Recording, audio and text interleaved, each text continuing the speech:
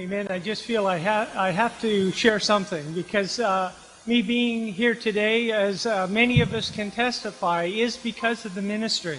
The ministry brought us into God's heart's desire. But I fondly remember in the early days when I came into the church life in Toronto. It didn't last long, this experience, but Brother Lee was releasing Genesis. And then it would end up coming to Toronto in a cassette. The brothers would listen to the cassette, and a brother would share that message that Friday night. And that's how it was conveyed to us. And I remember at the time they were burdened that the next they'd share, then they wanted young brothers to share an introduction the next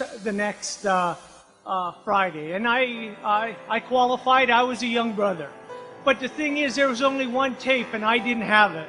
So those meetings, when these brothers shared, mainly it was one brother at that time, I was open to receive, because I knew next I'd have to give a little sharing the next Friday. But I was open to write and to receive the ministry.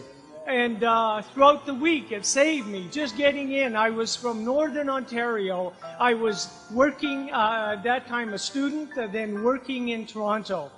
In the subway station, in the subway and in the buses, lots of distractions. But I was saved day after day after day from all the distractions, just getting into the ministry. I remember we had an apartment, and at the end of the apartment there was a stairwell. And I would go out in that stairwell and walk around in circles, back and forth, getting into the ministry. They were wonderful times. But now the ministry is so available. The books have all been, the writings have all been printed. So easy for us to get into.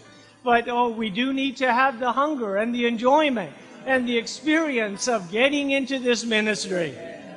It does change our life. Amen. I believe we all can testify. The ministry changes our life.